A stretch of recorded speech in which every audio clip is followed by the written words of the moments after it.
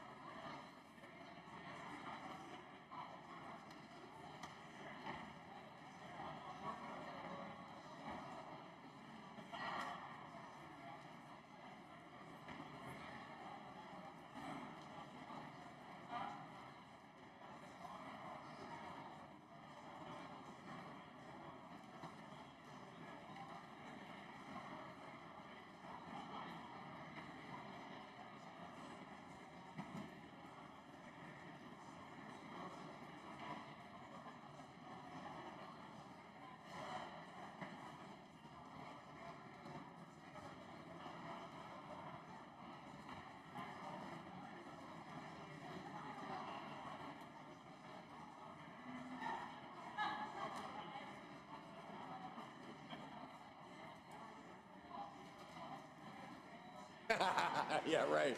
I'm going to hand you the.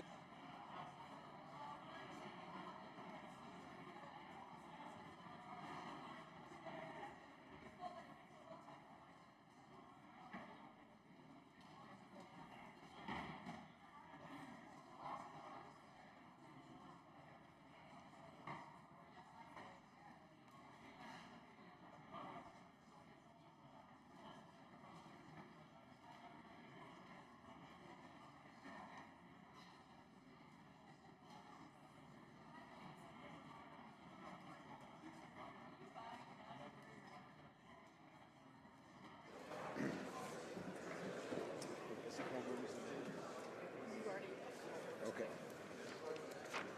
Order. Nous allons commencer avec We're going to be proceeding to private members' business. Mr. Arnold, seconded by Mr. Brossard, moves that Bill C-365, an act to amend the criminal code of firefighting equipment, be now read a second time and referred to the Standing Committee on Justice and Human Rights.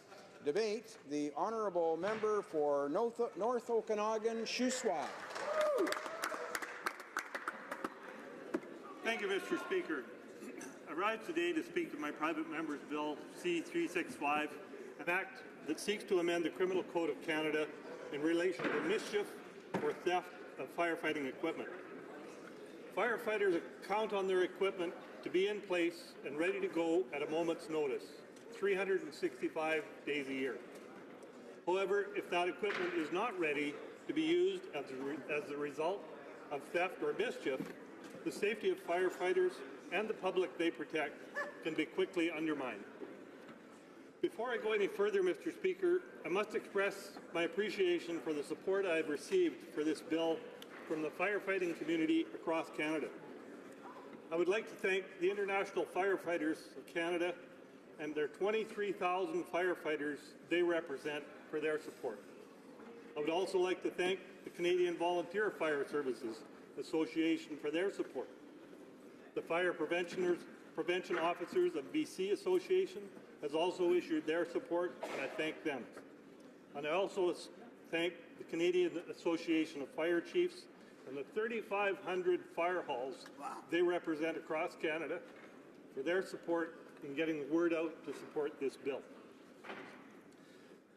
This past summer, during the worst fire season in British Columbia's history, I was disturbed by reports of firefighting equipment being stolen and vandalized at times when firefighting crews needed their equipment the most. As it turns out, mischief and theft of firefighting equipment is not isolated to the wildfire lines in BC. Unfortunately, there are instances of mischief and theft of firefighting equipment right across Canada. Such actions can appear to be minor in threat to public safety, but this appearance is deceiving. Take, for instance, a case in Hamilton, Ontario earlier this year, where an individual was arrested and charged for stealing fire nozzles from inside 2 apartment buildings. The reality is that whether it occurs in a fire hall, at a fire camp, or at an apartment building, mischief or theft of firefighting equipment can quickly increase danger to our firefighters and the Canadians they help to detect. Fire is a hazardous threat that each of us must contend with, whether we are at work or at home. Indeed, this Parliament building that we convene in today was rebuilt 100 years ago, a year after being burnt to the ground by fire in 1916. Mr. Speaker, when Canadians face the destructive force of fire, Canada's firefighters and their equipment serve as the first line of defense.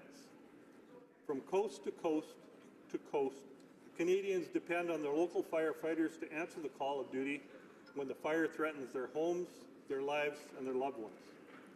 Canada's firefighters answer this call of duty on behalf, and I know all of the members share their appreciation, my appreciation, for their selfless dedication. Mr. Speaker, I'm glad to see colleagues from all sides at this debate today, because it is not just an important debate, it is an important opportunity to support Canada's firefighters, the fire halls from coast to coast to coast. It is an opportunity for this House to establish clear denunciation and deterrence for mischief and theft related to firefighting equipment in the Criminal Code. This bill proposes a new and specific offence for theft of firefighting equipment that causes actual danger to life. The proposed offence is necessitated by inconsistency in the Code's provisions applicable to cases of mischief or theft of firefighting equipment, especially in cases where such mischief or theft causes actual danger to life. Currently under the Code, vandalism or tampering is treated as mischief. Mischief that causes actual danger to life can be prosecuted as an indictable offence and is punishable with a sentence of up to life imprisonment. However, the Code contains no provision for theft of property that causes actual danger to life. In the absence of such provision, theft offences, including theft causing actual danger to life, are limited to maximum penalties of 2 years imprisonment for theft under $5,000 or 10 years imprisonment for theft over $5,000. It is not hard to see how theft of firefighting equipment could quickly cause danger to life, regardless of the monetary value of the equipment. Take, for instance, the fire nozzles in the apartment buildings or the fire extinguishers at a service station. Although these pieces of equipment may not be of high monetary value, they are often the first line of defense in an emergency situation. By establishing this proposed offense for theft and the corresponding maximum penalty, this bill would establish consistency in the Criminal Code's provisions applicable to mischief and theft of firefighting equipment when such offences cause actual danger to life. To be clear, the proposed maximum penalty of life imprisonment for theft of firefighting equipment that causes actual danger to life would not be an automatic or mandatory sentence. One reason for this is that prosecutors considering charges to apply for a specific case would need first to elect this offence and win the conviction on the charge for the maximum sentence to be considered. A conviction under this proposed offence would require a prosecutor to demonstrate beyond reasonable doubt, A, that there was a theft, B, that the theft included firefighting equipment, and C, that the theft caused actual danger to life. Because this proposed penalty does not stipulate a minimum sentence, the application of the sentence would need to be elected by the sentencing judge at his or her discretion. I hope it is clear that we're not considering throwing someone in jail for a long time for stealing a fire extinguisher without actual danger to life being caused. This new proposed offence will confront acts of theft that cause danger to life when firefighting equipment is stolen.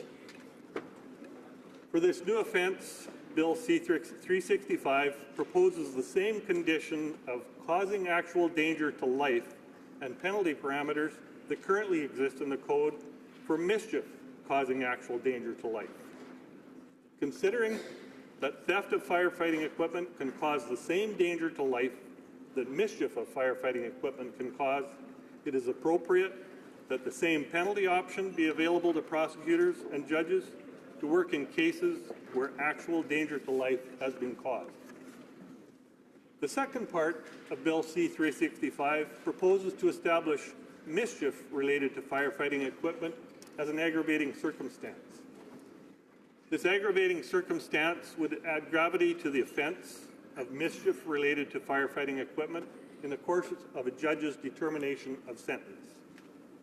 It is at this stage of the process that a judge considers both aggravating and mitigating circumstances to ascertain the appropriate sentence. These aggravating circumstances would establish in the criminal code the principle that mischief related to firefighting equipment is of more serious nature than simple mischief. The third component of Bill C-365 seeks to establish clarity on what the objective of the sentence should be when a judge is determining a sentence for any theft of firefighting equipment, regardless of whether or not danger to life has been caused. As I discussed moments ago, the proposed new offence focuses on theft of firefighting equipment that causes actual danger to life. But theft of firefighting equipment that does not cause actual danger to life would continue to be prosecuted in the criminal code's existing provisions, namely theft of offences under sections 322 and penalties under section 334.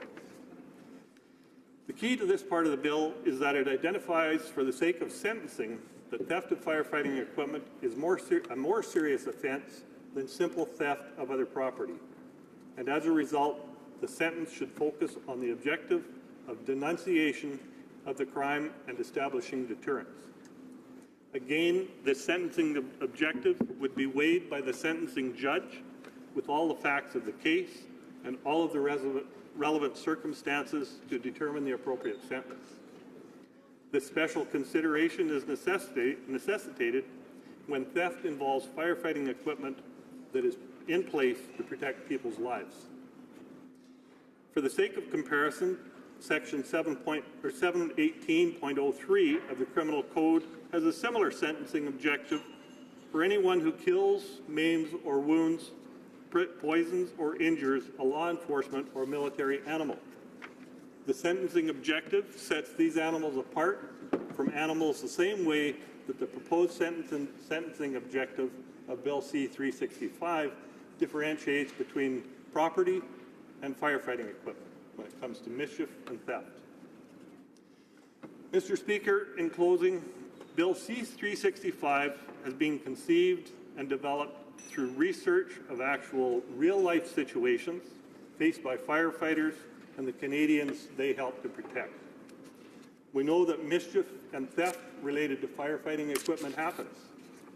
We know that mischief and theft of firefighting equipment is more serious than simple mischief or theft. When these offences involve firefighting equipment, there is an inherent risk to the public safety that is created and an actual danger to life can be caused. We know that the criminal code, as it stands today, does not offer prosecutors and judges the same range of offences and penalties for theft of firefighting equipment as it does for mischief of firefighting equipment. The proposals of this bill are balanced and appropriate because they do not seek or impede or limit the prosecutorial or judicial discretion.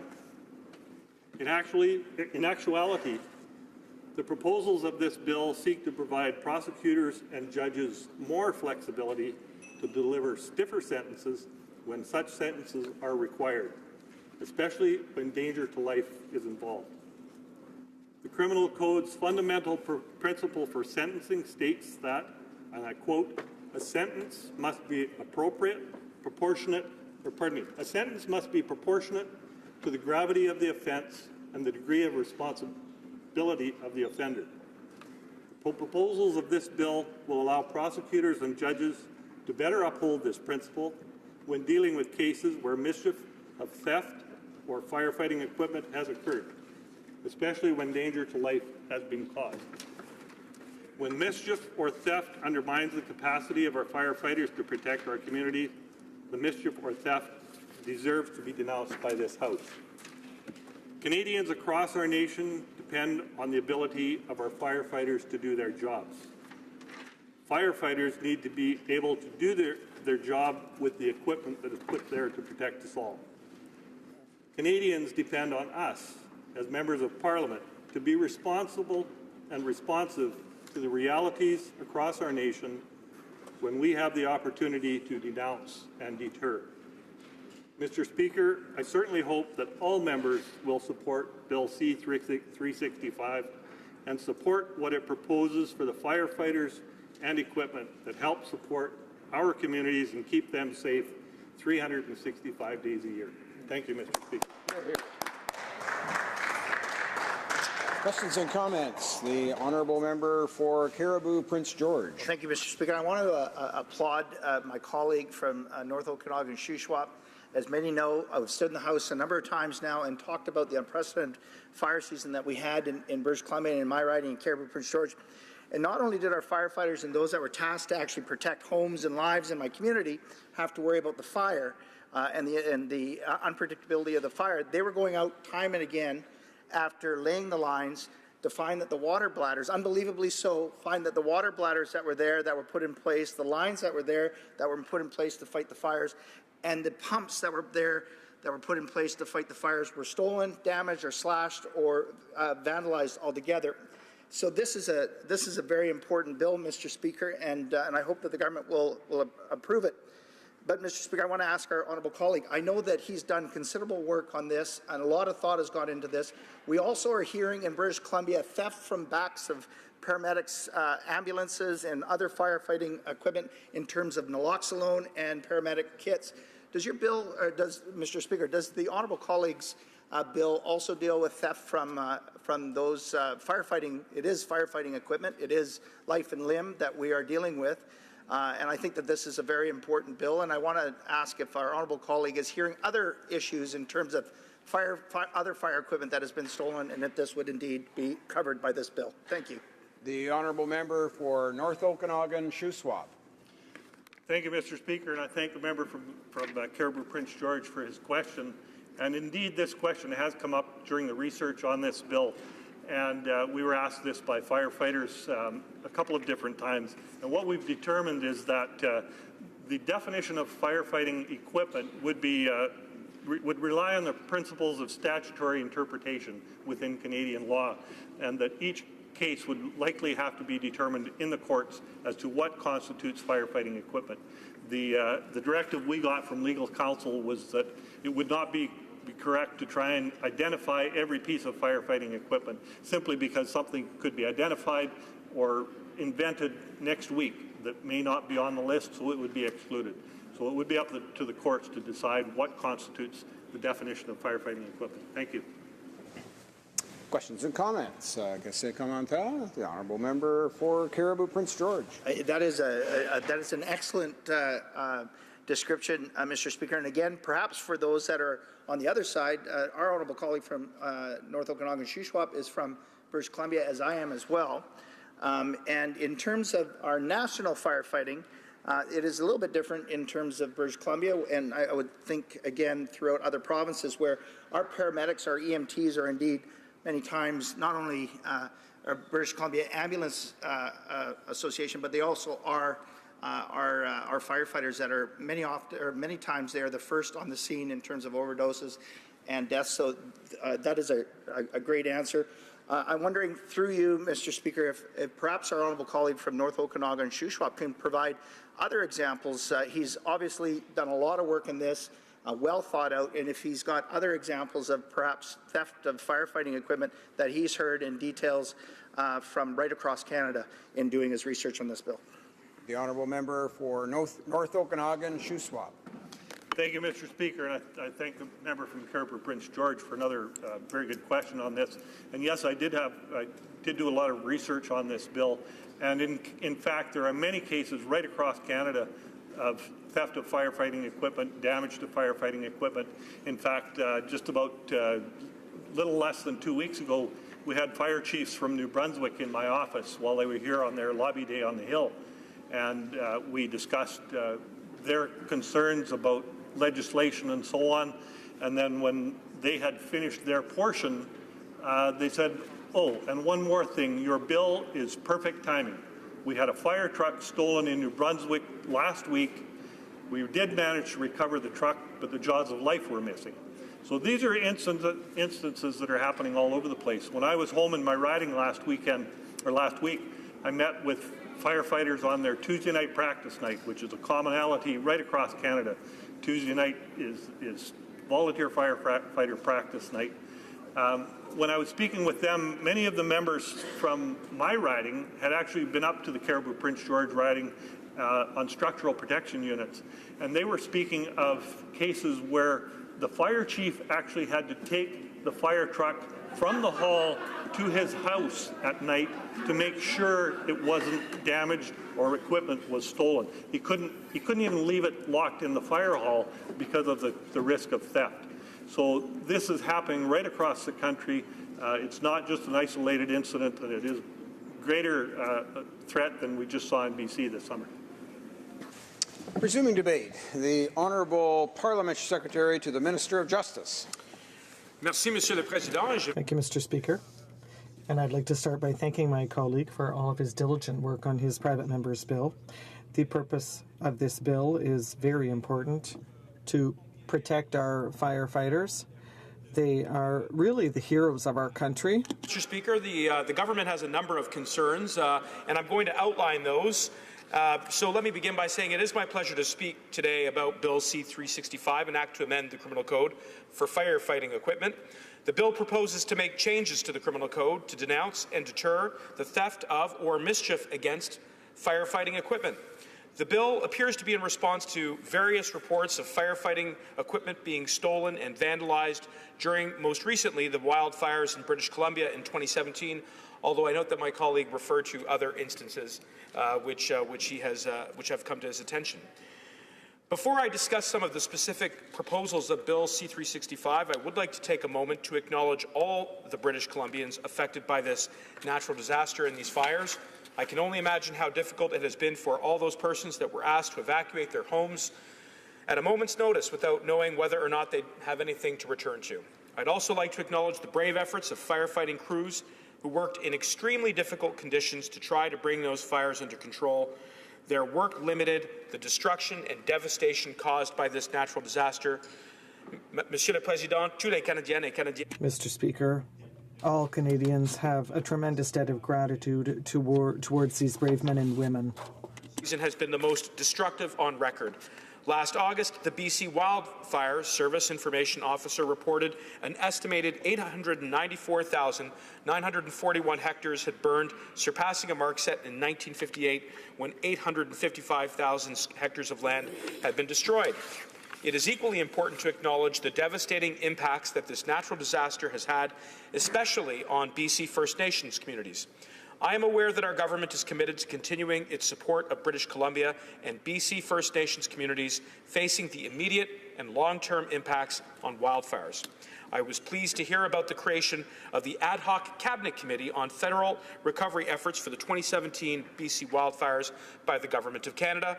The committee was created to advise our government on its role in mitigation, recovery, and rebuilding efforts in response to the wildfires. On September 5th, 2017, the committee met with members of the BC government, First Nation community, leaders and representatives from the Canadian Red Cross to discuss progress and ensure a coordinated response to the wildfires. I understand that the work of this committee to be focused on helping the people of British Columbia with the immediate and long-term effects of these destructive wildfires.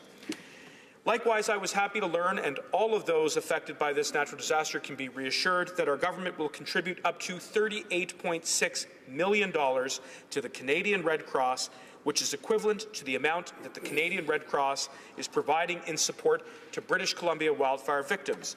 These funds will be directed towards wildfire evacuees as they recover and re-establish their livelihoods. I am proud that our government will continue to work in collaboration with the Emergency Management British Columbia and on-reserve First Nation communities to establish and develop recovery plans and reimburse eligible response and recovery costs. Prevention is also an important part of the equation. That is why our government is also committed to conducting a review of the responses to these fires in full partnership with the Government of British Columbia and BC First Nation communities to not only improve the emergency management, but establish preventative measures that can be undertaken to better respond to future fires. All of this context is important, Mr. Speaker, as I understand that it has animated and informed much of the reason for this private member's bill. And so let me return to the substance of Bill C-365, which, as my colleague pointed out, proposes 3 changes to the criminal code. First, it would create a new indictable offence of theft of firefighting equipment that causes actual danger to life. The offence would be punishable by a proposed maximum penalty of life imprisonment. Second, the bill would require courts that sentence an offender for mischief to consider as an aggravating circumstance at sentencing that the property in relation to which the mischief occurred was firefighting equipment. And lastly, the bill would require courts to give primary consideration to the sentencing objectives of denunciation and deterrence in all situations involving theft of firefighting equipment, that is, even in those thefts that do not require actual danger to life.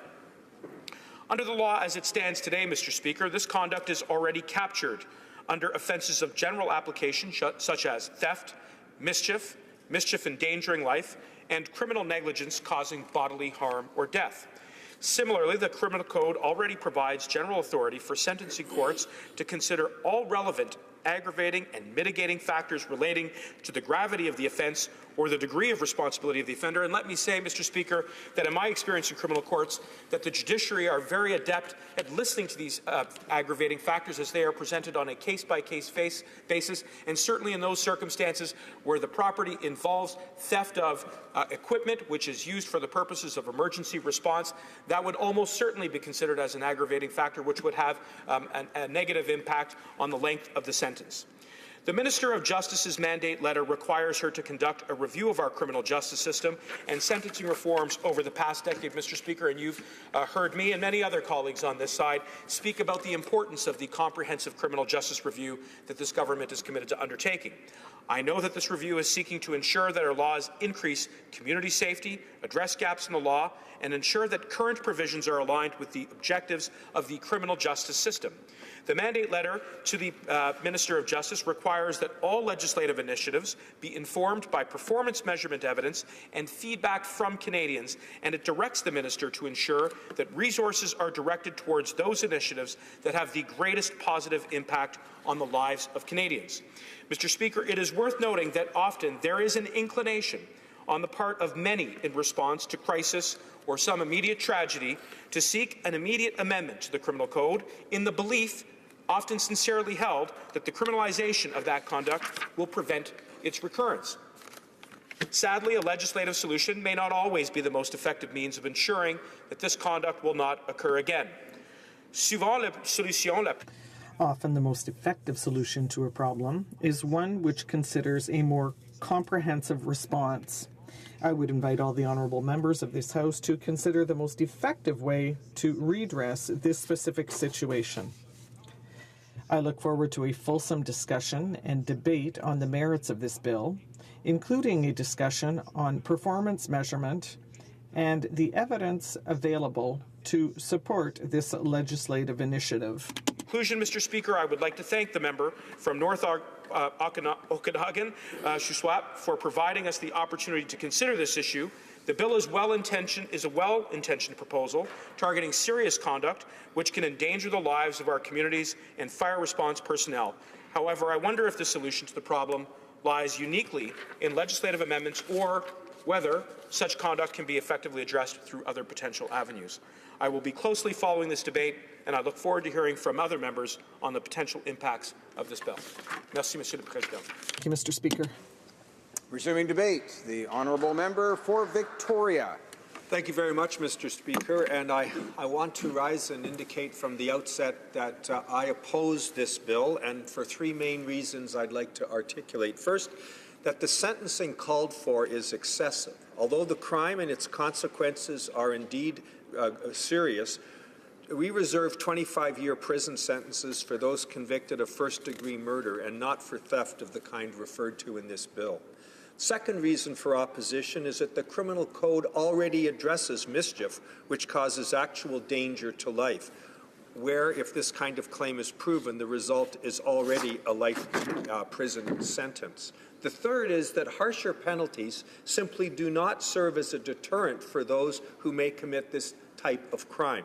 Instead of handing down harsher sentences, which ultimately will not reduce the instances of theft or vandalism, the NDP believes that resources should be focused on crime prevention to preemptively deal with the serious issue that this bill would purport to address.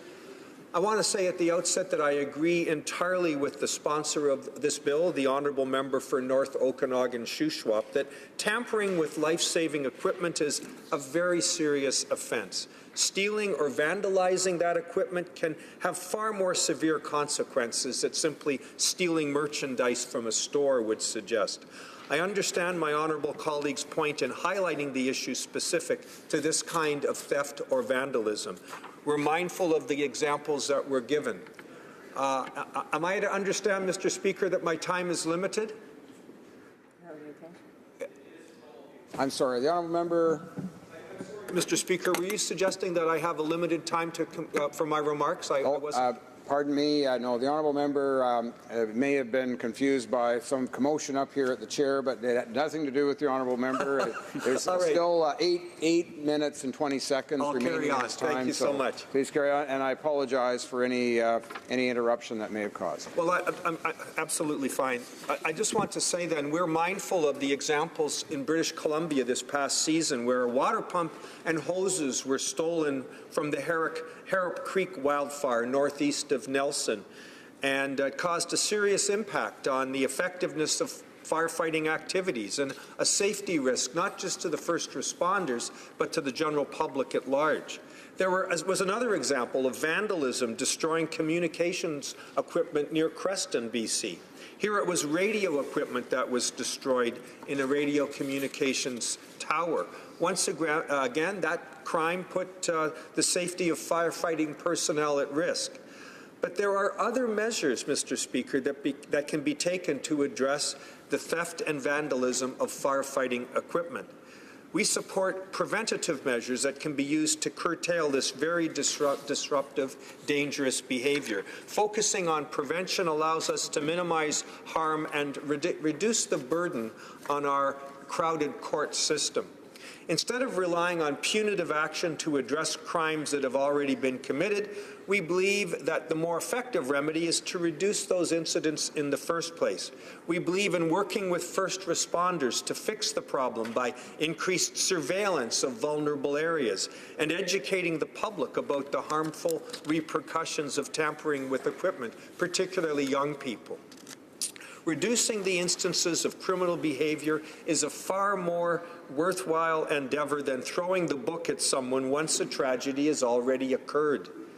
If I can be a little colloquial, Mr. Speaker, focusing solely on punishment is a little like locking the barn door after the horse has already escaped. Before I return to the matter of discussing our reasons for opposition, I would like to take a moment to make an important clarification. Impeding first responders from doing their job is incredibly serious.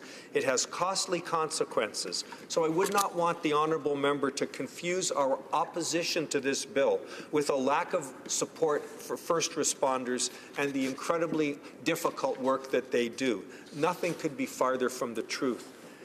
And before I hear any rhetoric about being tough on crime or accusation of who isn't tough on crime, I want to say that we are committed to policies and practices that work, not to sound bites.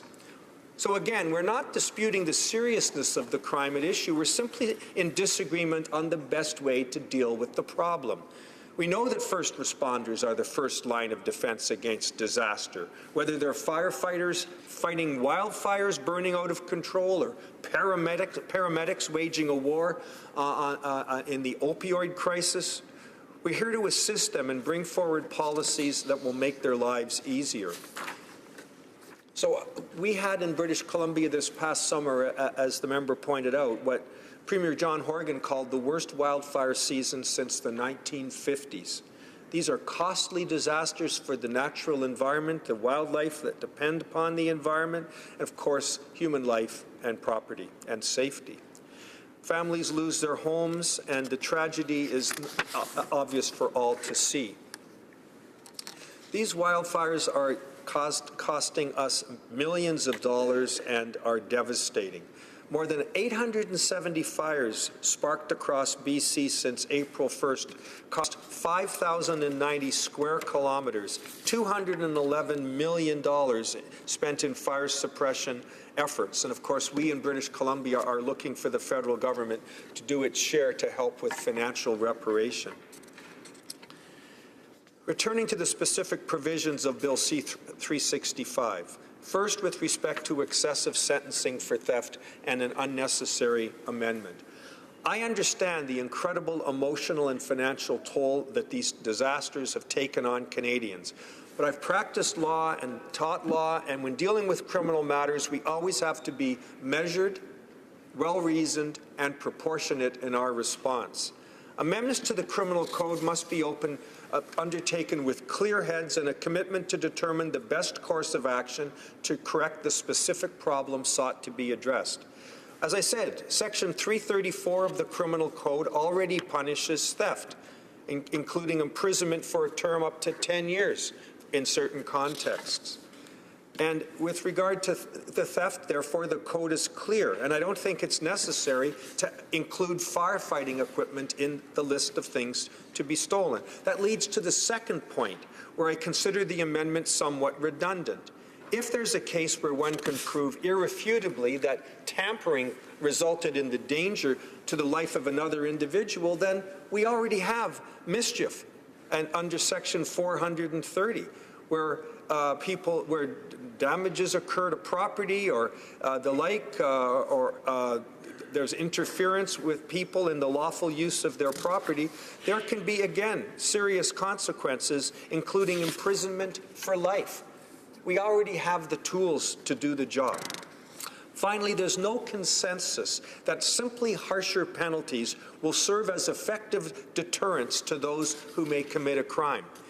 I want to quote from an article written by Professors Dude, Webster, and Gartner in 2014, and they say this: "At this point, we think it's fair to say that we know of no reputable criminologist who has looked carefully at the overall body of research literature on deterrence through sentencing who believes that crime rates will be reduced through deterrence by raising the severity of sentences handed down in criminal courts." Close quote. An Economist article also cited a review by Stephen Durloff of the University of Wisconsin and Daniel Nagin at Carnegie Mellon University, and they found little evidence that criminals responded to harsher sentencing, and much stronger evidence that increasing the certainty of punishment deterred crime. We heard that, of course, in the bill C-46 and the testimony before the committee, loud and clear about that with respect to drunk driving under the influence of alcohol or cannabis. And they said in this summary of their article that, quote, "This matters for policy as it suggests that locking vast numbers of people in jail is not only expensive but useless as a deterrent." That's what the literature shows, Mr. Speaker. And so, in conclusion, there are already measures in place in our criminal code to ensure that truly reckless, life-endangering mischief is handled in the appropriate way.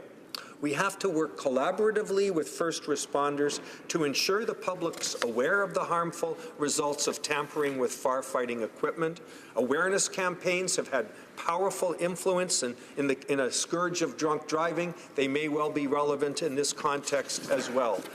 While all forms of vandalism are certainly to be discouraged, there's a difference here that must be communicated. We have to work with our first responders. I think it would be far more productive, therefore, to discuss ways in which we can provide better support to them than simply to create another offense. Once the damage is done, it's done. There's no going back to undo the harm caused. If harsher sentences with regard to theft are there, it doesn't necessarily deter would-be criminals. It is not the most effective way to address the very significant concern raised by this bill, Mr. Speaker. Let's do the hard work of truly supporting our first responders and helping them in implementing measures that will reduce these incidents in the first place. Thank you very much, Mr. Speaker.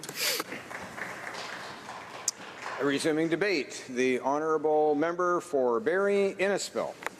Thank you, Mr. Speaker. I also want to thank the member from North Okanagan, Shuswap, for this private member's bill, the bill that we're debating, Bill C-365.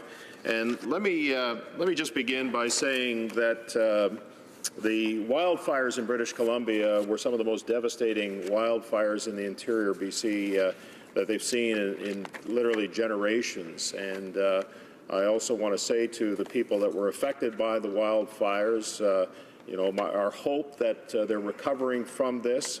I also want to acknowledge again the first responders, Mr. Speaker, who did a magnificent job at containing as much as they could, as best they could, the wildfires that took place. And it's on that premise that my honourable colleague brings this private member's bill to this House. And the interesting part about this is the support that he's received from the various organizations that were first and foremost on the ground fighting those fires, who had to deal with the circumstances of having equipment tampered with, having equipment stolen, and they're the ones who are solidly in support of what my honourable colleague is bringing forward. And I think you heard, Mr. Speaker, in his speech, he spoke about the International Association of Firefighters. He talked about the Volunteer Firefighters Association, the BC Fire Prevention Officers Association, and the Canadian Association of Fire Chiefs that represent 3,500 fire stations in this country are solidly behind this piece of legislation and the amendments to the criminal code. Now, I bring a different perspective to this, Mr. Speaker. As you're aware, I spent over 30 years as a firefighter myself. I understand the life safety issues. I understand as well the importance of having proper functioning equipment available to not just myself but my colleagues as a matter of safety. And so it gives me a great pleasure to stand up in this House today and support what my honourable colleague from North Okanagan, Shuswap, is proposing. And what he's proposing, just for review, as a matter of background, Mr. Speaker, is that there be amendments to the criminal code to establish specific penalties related to the theft of firefighting equipment. It also creates an aggravating circumstance for sentencing for mischief involving firefighting equipment.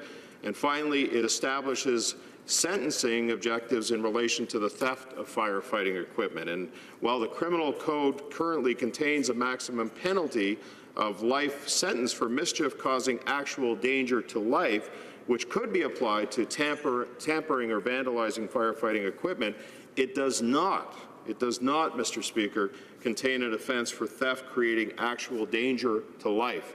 And what this bill, again, seeks to establish such an offence for theft of firefighting equipment that creates that danger of life. And the bill also seeks to provide judges with greater flexibility and Crown Counsels more tools when dealing with mischief or theft related to firefighting equipment causing actual danger to life. Now, I can speak to that issue specifically, Mr. Speaker. In my time as a firefighter, that preparation that it takes, that level of training, using the equipment that's available to us, if it's not available to us, if somehow it's been tampered with, if somehow it's been stolen, then what good is it to firefighting crews, Mr. Speaker?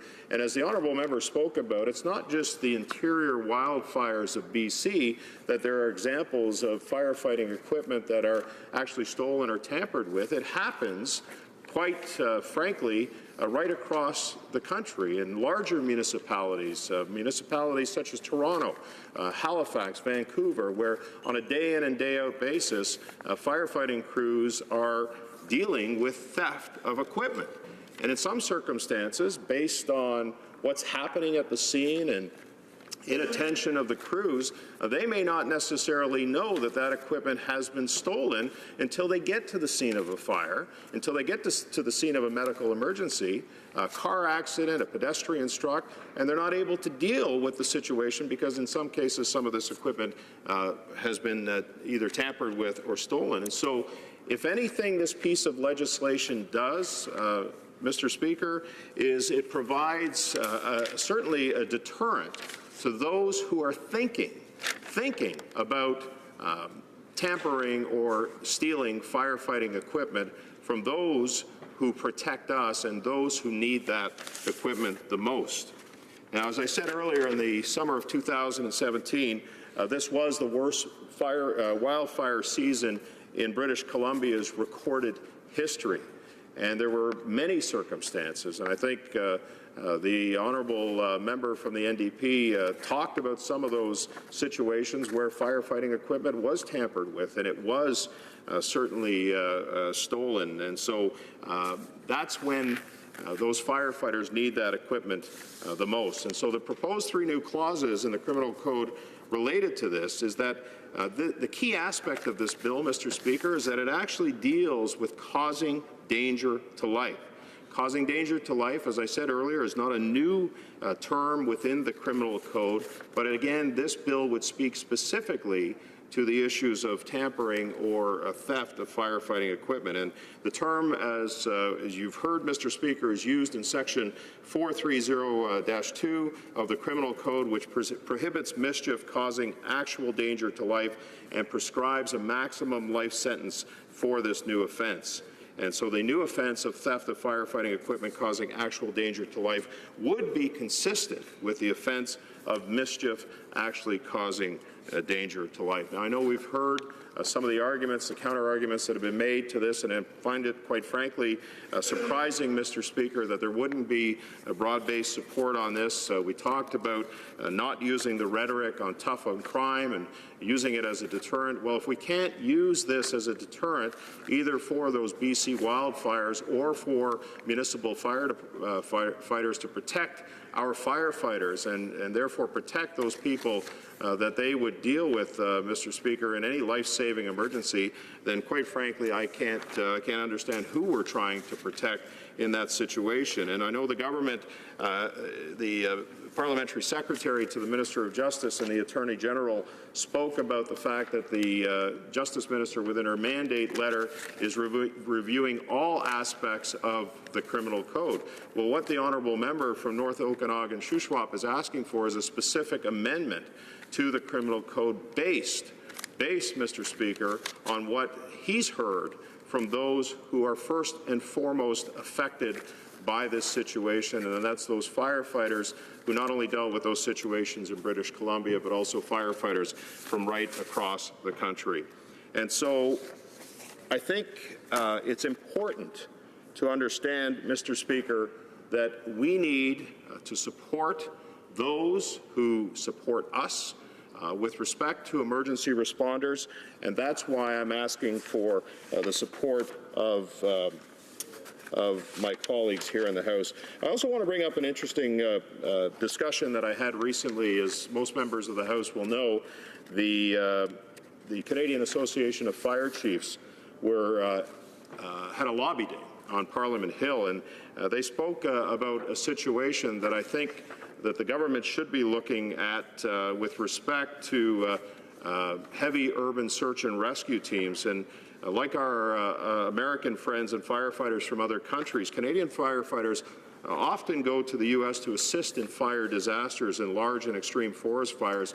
Well, what's interesting, and this is something that came up, in spite of the fact that these Hussar teams are funded by the government, Canadian Hussar teams are not qualified for International Search and Rescue Advisory Group, which means that the international deployment is good for international relations and international reciprocity, Mr. Speaker. So Canadian Hussar teams, heavy urban search and rescue teams, are looking for the same treatment as forest fire suppression teams able to move across borders to assist and train. And so I know that they were on the Hill asking for the Minister of Public Safety to build up Hussar task forces qualified to deploy across not just provincial boundaries, Mr. Speaker, but also international boundaries. And so, as I said at the onset, the interesting part about this is that, and what the member from North Okanagan Shuswap is proposing, is that there is broad-based support among the firefighting community for this type of legislation, this type of amendment to the criminal code, not just to protect their firefighters, the fire chiefs firefighters, the International Association of Firefighters, but to make sure that they're capable and have the ability to protect communities across this country. And it's for that reason, Mr. Speaker, that I'm proud to stand up today and support my honourable colleague for what I think is a bill that's needed and wanted by our firefighting community. Thank you, Mr. Speaker. Resuming debate, the Honourable Parliamentary Secretary to the Government House Leader. Yes, thank you, Mr. Speaker. It's always a pleasure to rise and address the House on a number of different types of issues that are brought forward. And I understand and I can appreciate why it is the member has brought forward this particular piece of legislation. And in fact, during the press release or statement, from what I understand, the member's objective was to try to fill a gap that he believed was actually missing within the legislation. And it's very admirable that the member, in fact, looked in terms of ways in which he might be able to assist. I've had opportunities over the years to work very closely at times with representatives from first responders, in particular firefighters, and not only here in Ottawa, but also in my home province of Manitoba, whether it's provincial legislation or federal initiatives that have been taken. And there is no doubt that there's things in which a government can do to try to make a difference. And I think of individuals like Alex Forrest, who has done a fantastic job in terms of just expressing the needs of firefighters. And I would suggest it even goes far beyond. And when often we think of firefighters, we think of those that are being paid. But there is a significant number and contribution that individuals make as volunteer firefighters, Mr. Speaker. And I would maybe like to start off by just acknowledging the efforts of, in particular, our firefighters for the fine work that they do day in and day out, never knowing in terms of when it is that they're going to be called out, Mr. Speaker, but always being prepared to meet the call, whatever that call might be. We hear a lot about the forest fires. In BC, the province of British Columbia did have significant forest fires in this past year. I know when we had our national caucus in Kelowna that there were a number of my colleagues that talked a great deal about the forest fires that were taking place in British Columbia, in terms of how that really has an impact, not only in that local community, but far beyond the community. And in many situations, I think of the in northern Alberta, the fire that had taken place where homes of an entire community, Fort McMurray, which was literally destroyed in many different ways, and how our community and our firefighters came to the plate, not only but at the time, but also that followed. And you will see throughout the communities in British Columbia, like Alberta at the time, where you will see individuals that will come out in a very tangible way to repair the damages that have been caused by fire. As a whole, people are very much aware I've had the opportunity to see a prairie fire and just how quickly a fire will spread with a marginal wind. And it can be a very scary situation out in rural communities in particular, where we try to do what we can to ensure, whether it's the water bombers or it's those individuals that are on the ground, being very much cognizant of the environment in which they're in and how quickly a gentle shift in wind can change the dynamic quite significantly. So it's something in which is very, very dangerous. And we want to, as much as possible, ensure that we have the best equipment that is there for Canadians to be able to fight fires, in particular in those remote rural communities or just rural communities in general, let alone in our municipalities, no matter what size they might be, Mr. Speaker. And having said that, I look at the legislation, and I can understand and I can appreciate the messaging that the member is trying to get across.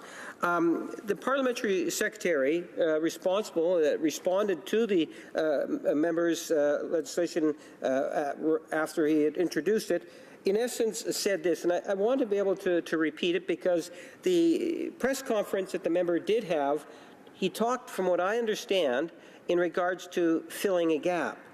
And it's important that we recognize that offenses in general application, including theft, mischief endangering life, and criminal negligence causing death or bodily harm, could be used in the circumstances where firefighting equipment is, in fact, stolen or vandalized.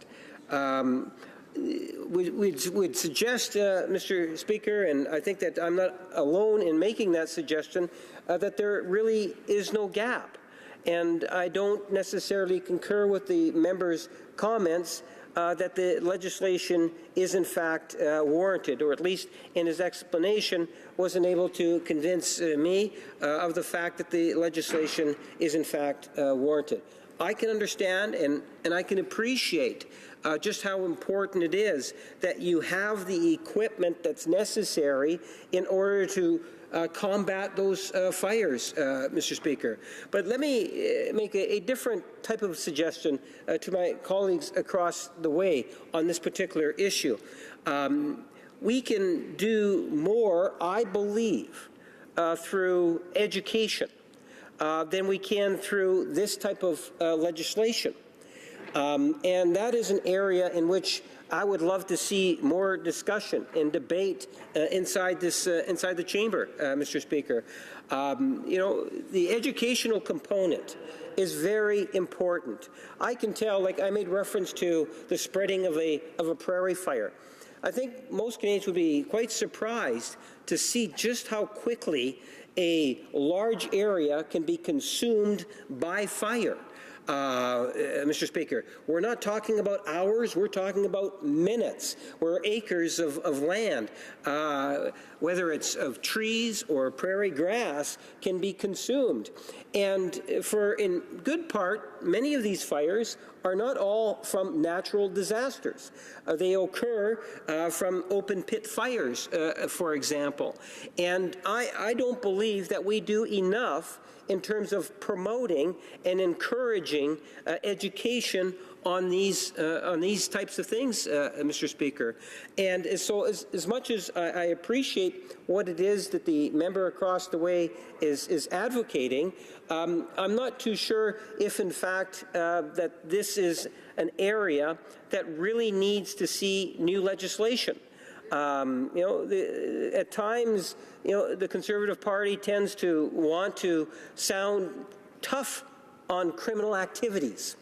And if we take a look at the current criminal laws that we have in place, I believe that they suffice, that they do meet the needs that are currently in place.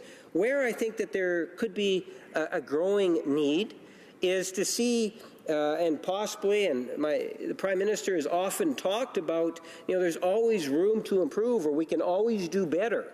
And one of those areas that I would suggest that we could improve and do better on is providing maybe more leadership on the issue of general awareness, public education, in terms of getting the different stakeholders and bringing them together in terms of what it is that we could be doing from a national perspective. But let's not fail to recognize that many of those municipalities, and I don't want to be critical of municipalities or other organizations that are out there, I think that we do need to see more of a coordinated approach at dealing with issues such as this.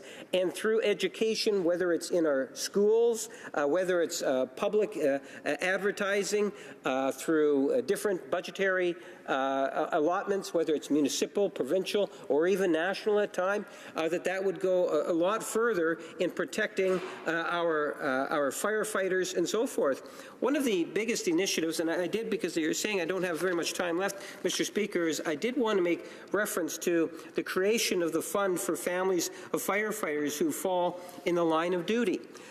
This was something in which the government did relatively recently initiate. It shows that the government is open and listening to what our firefighters have to say. Or during when I was in the Manitoba legislature, where we looked at ways in which we can make changes to workers' compensation to assist our firefighters, Mr. Speaker. I am very much open to ideas and thoughts in terms of how it is we can improve the environment in which our firefighters are called upon to serve. I respect the fine work that they do, as I say, day in and day out, and I commend all of those that have been fighting and combating fires in British Columbia or Alberta or anywhere in Canada, but in particular in the province of British Columbia, because I know of the difficulties in this past year. Thank you, Mr. Speaker.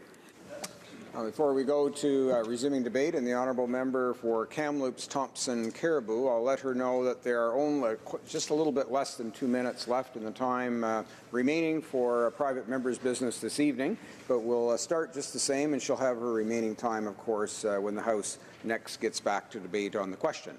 The honourable member for Kamloops Thompson Caribou. Thank you, Mr. Speaker. And first of all, I want to congratulate the member for the North Okanagan Shuswap in terms of this particular piece of legislation. And I think as I've listened to the debate tonight, I want to express how profoundly disappointed I am in the response from both the NDP and the Liberals, who have indicated that they're not going to support this particular piece of legislation. I mean, when I first heard about what he was planning on proposing and saw the bill tabled, having gone through the worst fire season in British Columbia and having lived in the midst of it, I was very excited about what he was looking at doing. And again, there's times in this House where you're very disappointed with what the other parties do and how they respond, and certainly there's no question that this is one of those times.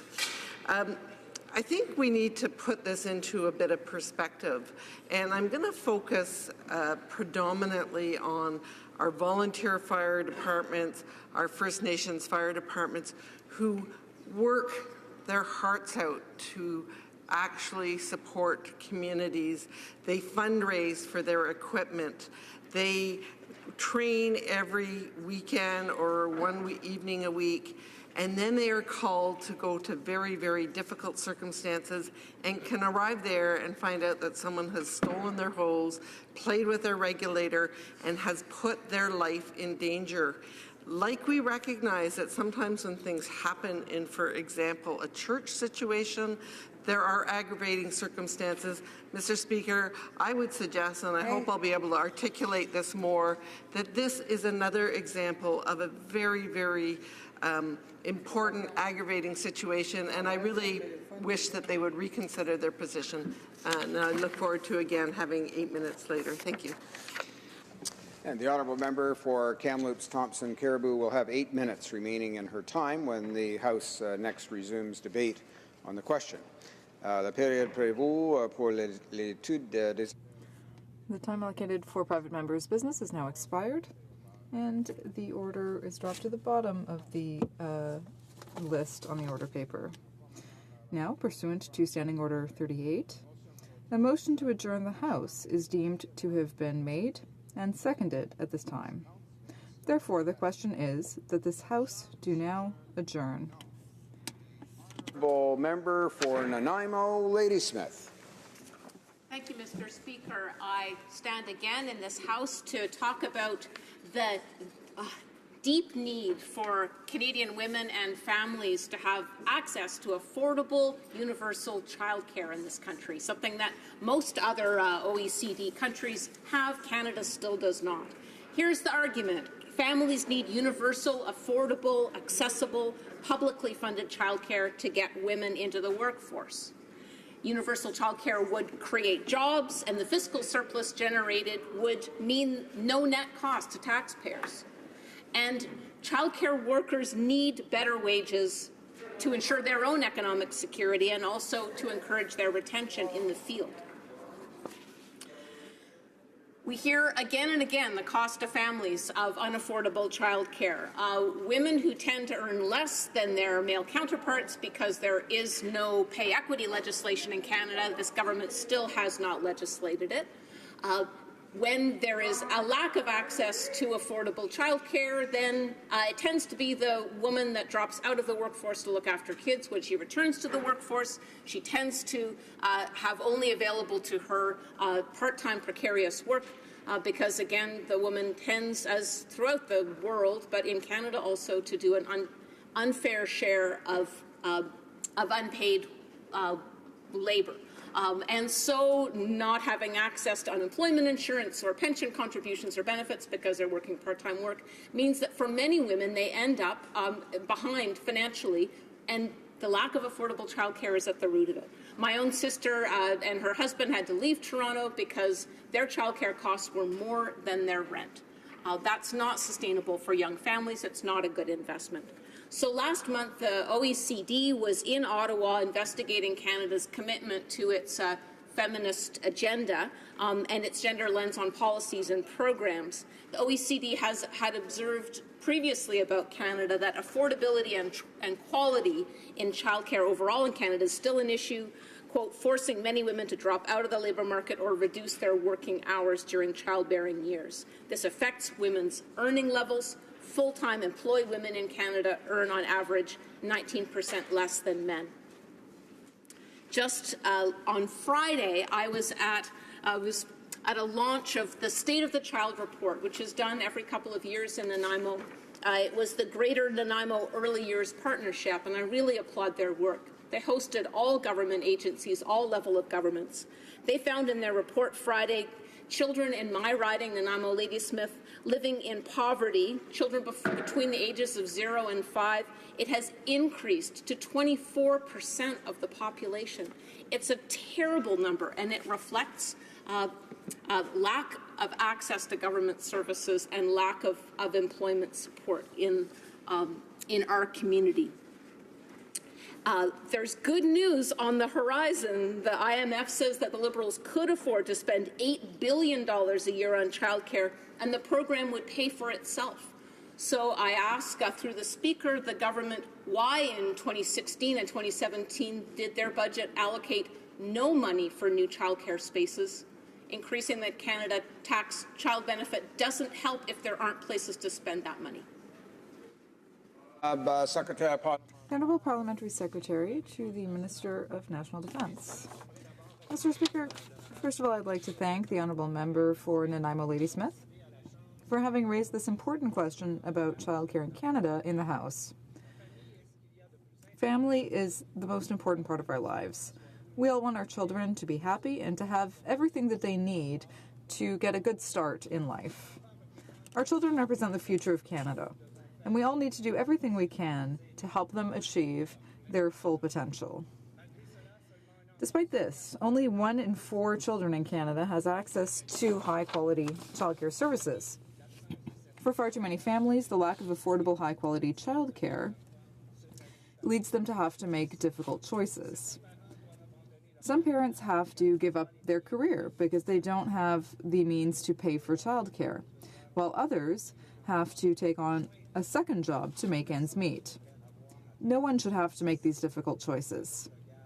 Childcare services should be inclusive. So what are we doing about this? Our government recognizes that high-quality childcare services for the first years of life are essential to children's social, emotional, and cognitive development. A year ago, in Budget 2016, our government proposed an investment of $500 million for early childhood learning and childcare, including funding of $100 million for Aboriginal children. And that's just the beginning.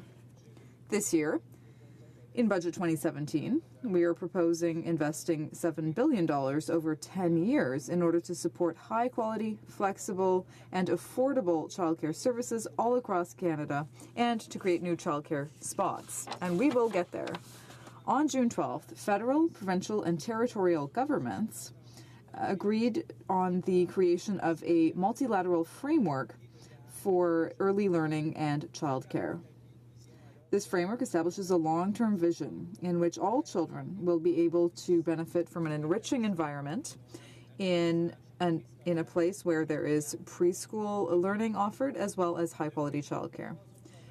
Since then, 3 other provinces have joined bilateral agreements, and in the coming weeks and months, we will continue to work with our provincial and territorial partners. In total, $1.2 billion will be allocated to meet each jurisdiction's unique needs when it comes to childcare and early childhood learning. Together, we can develop action plans, track progress, and ensure that low-income or moderate-income families have access to affordable childcare services. Furthermore, we're developing a preschool learning framework with our Aboriginal partners. This framework will reflect the unique cultural needs of First Nations children, as well as Inuit and Métis children all across Canada. We are working closely with provinces and territories, as well as stakeholders and people with relevant expertise, to improve the collection and distribution of important data about childhood early learning. In fact, we're investing $95 million to fill shortcomings related to data so that we can have a better understanding of childcare services in Canada and ensure that we are properly tracking progress. We will also be investing $100 million in innovation in this area so that we can find new ways of helping our children achieve their full potential. Together, we can give each child in this country what they deserve, an equal chance of success. Thank you, Mr. Speaker. The honourable member for Nanaimo, Ladysmith. So here's the difficulty. The government has announced that it's lifting 300,000 kids out of poverty, but they won't provide the numbers in order, so we can't verify that number. They have increased the Canada Child Benefit. That's a nice thing, especially if it was paired with increases in creating new childcare spaces now. Most Western countries do this, but Canada federally still hasn't. The budget in 2016 and 2017 creates no new childcare spaces. Now, childcare advocates like the Canadian Childcare Federation say that the extra money in the Canada Child Benefit will help families pay the bills, but with no new childcare spaces, there's nowhere to spend that money on childcare. It doesn't make childcare any cheaper. Morna Ballantyne of the Childcare Advocacy Association of Canada says, quote, all the evidence show that cash payments to parents will not make childcare services more accessible and will not resolve the crisis that is putting children, families, and economic growth at risk. What will the government do to help families and working women now with affordable childcare? Honorable Secretary Parlementaire. The Honourable Parliamentary Secretary to the Minister of National Defence. Thank you, Mr. Speaker. All Canadian children deserve to have an equal chance at success. We believe that the quality of early learning and childcare services provide a solid foundation for their future success. That's why the Minister of Employment, Workforce Development and Labour is working closely with provinces and territories to ensure that we can offer childhood and early learning services that improve the quality of life of children and their families. Funding agreements over 3 years with provinces and territories have already been set up as part of the multilateral framework for childcare and early learning. By signing this agreement with the provinces and territories, we've taken historic steps towards supporting Canadian families. and we are helping families who need it the most with childcare. Thank you, Mr. Speaker. The honourable member for Selkirk Interlake Eastman. Thank you, Mr. Speaker, and here it is another night, and again I'm rising to address the issue of our fighter jet replacements here in Canada and how the Liberals have turned this whole fiasco into a circus. And of course, I first raised this question we're dealing with tonight back on June the 13th, and was wondering about how the government was going to go out and sole source 18 Super Hornets from Boeing when they're in argument with Boeing over the trade action they took against Bombardier. Now, we know it's very, very unlikely that the Liberal government is going to deal with Boeing now, and the minister has even called Boeing an untrusted partner.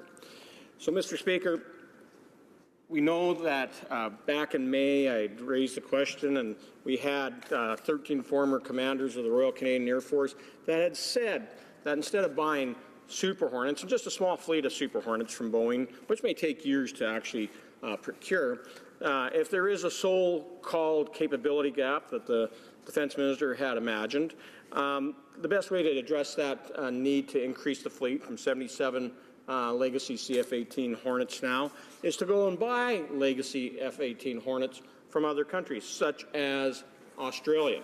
And the minister said back on May 29th, he said, yes, there were options for buying old ones, but no, we do not want to buy used equipment. We want to invest in new planes.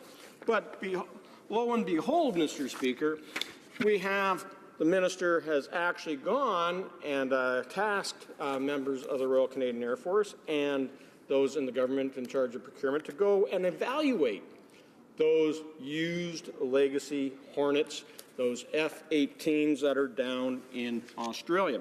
Now, it's interesting to note that the Australian Auditor General did a report on the legacy F-18 Hornets.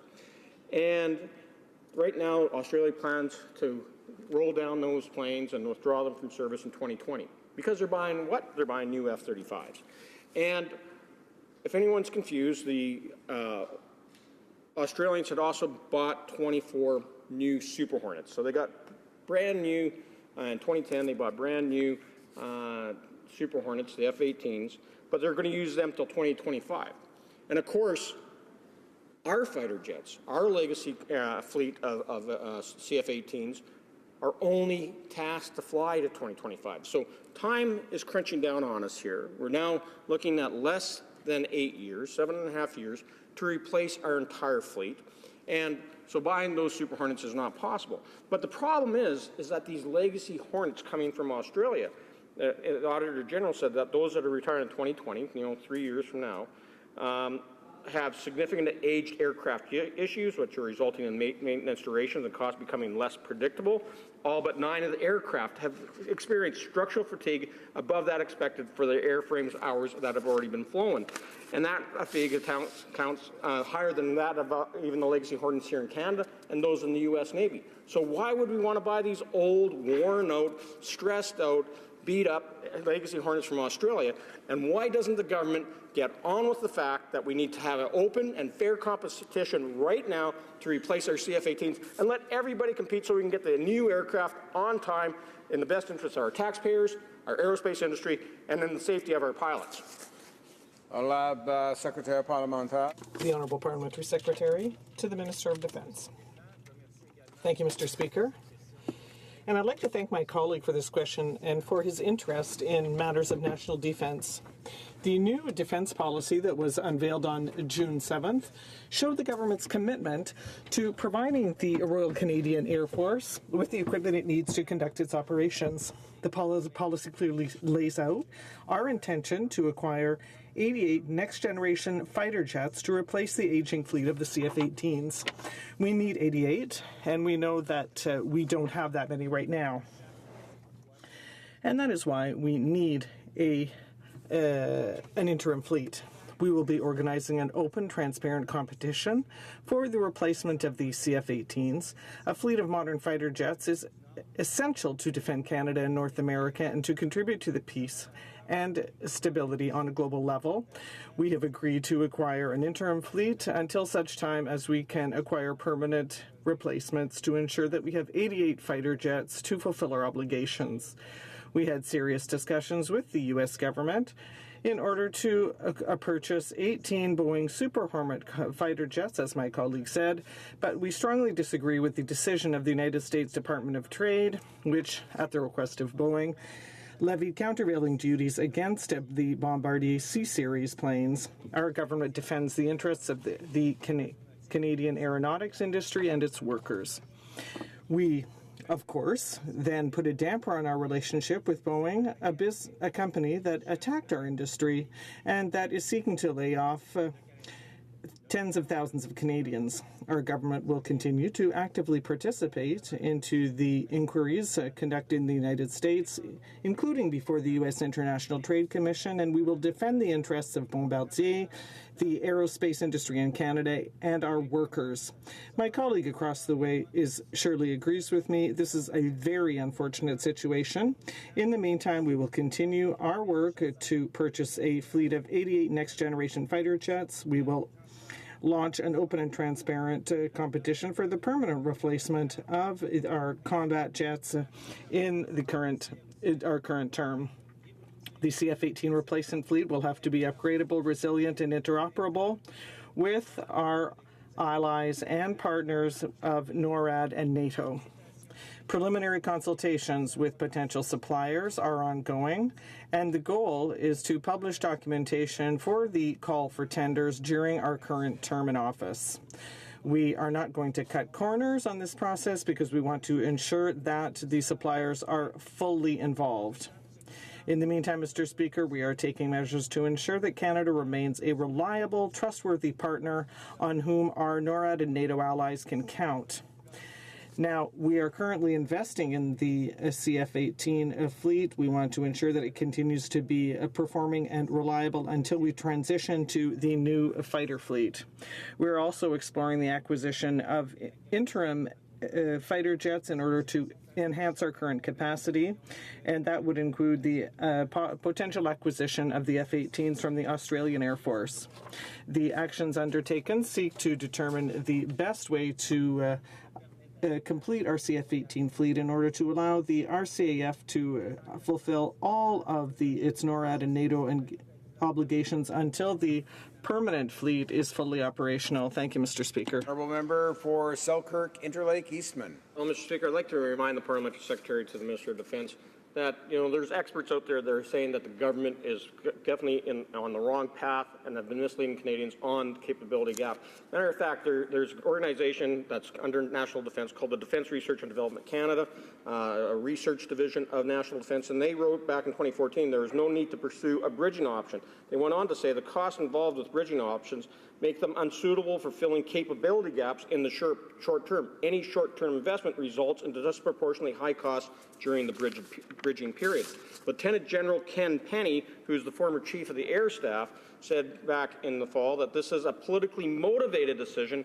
I certainly wouldn't and would never recommend that. So again, politics is completely obscuring the ability of the Royal Canadian Air Force to get the right plane at the right dollar and in the right amount of time, because we know that the current fleet of CF-18s can only fly till 2025, and going beyond that is really going to undermine the ability for Canada to be a trusted partner.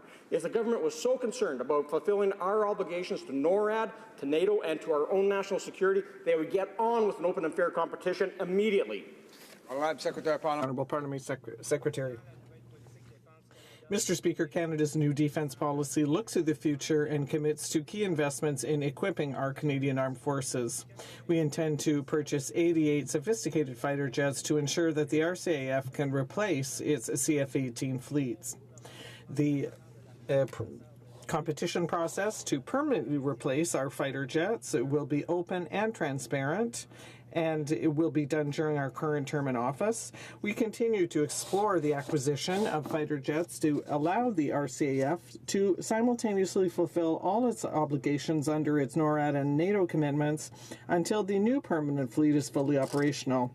We are determined to ensure that the Canadian Armed Forces are well equipped and fully trained to keep us strong, secure, and engaged in the world. Thank you, Mr. Speaker. The honourable member for Beauport, Côte-de-Beaupré, Île-d'Orléans, Charlevoix. Thank you, Mr. Speaker. Once again,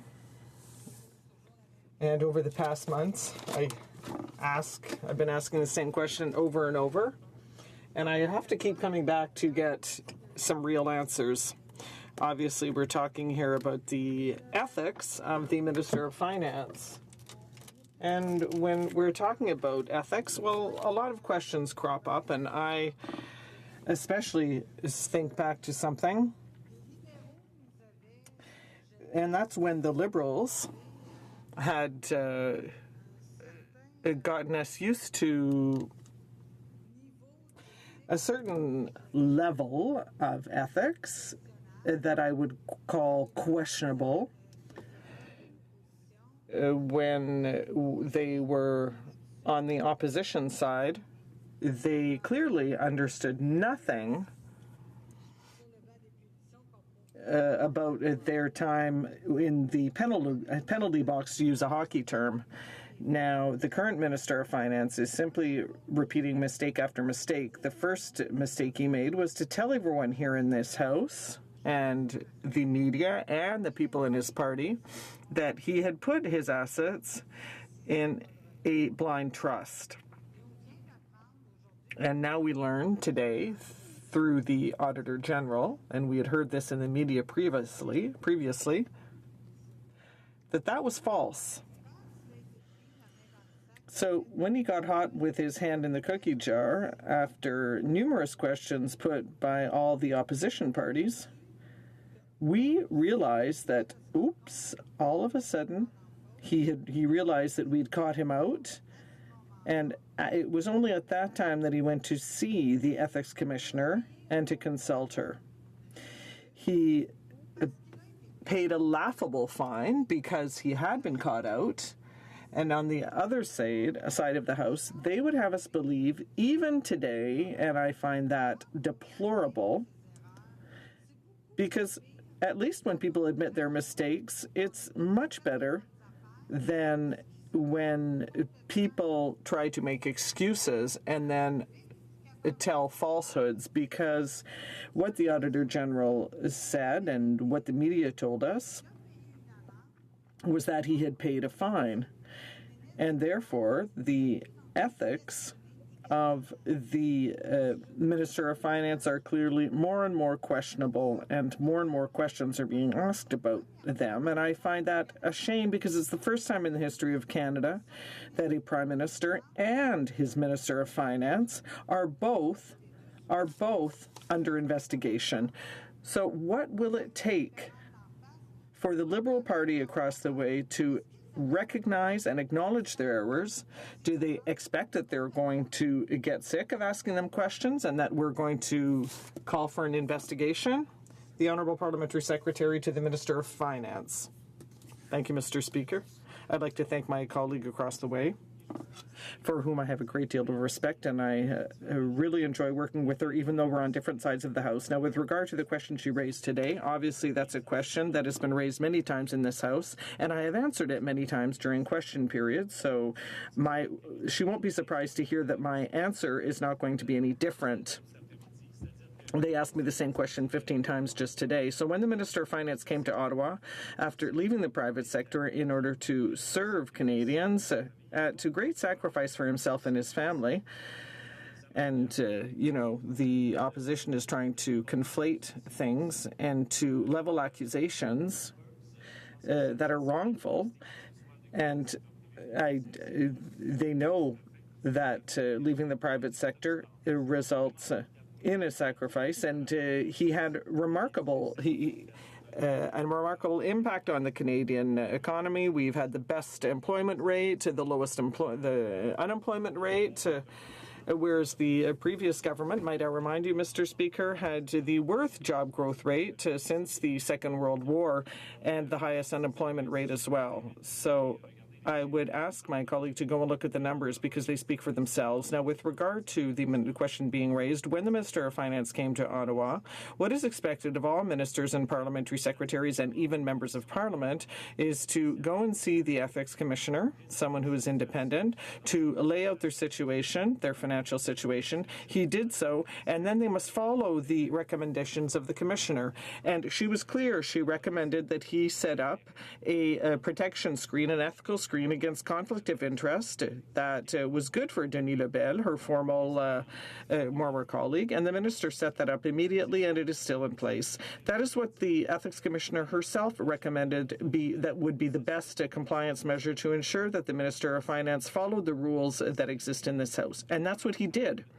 Now, when my colleague talks about a blind trust and a fine of $200 in the same sentence, what we need to know within that regard is that the minister has always revealed all his assets, has disclosed all his assets to the commissioner and his property of France, and he got a $200 fine because there was administrative error, and that meant that the corporate structure that he owned, that owned his property in France, was not disclosed as it should have been.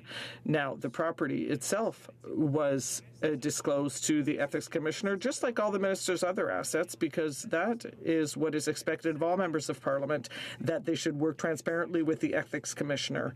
So to avoid any further distractions, I might remind you the Minister of Finance announced that he had put everything in a blind trust, that he divested himself of all of his Morneau Chappelle shares, and even gave the difference in value between the value of his shares between the election date and now to charity in the region of Toronto. And he's done that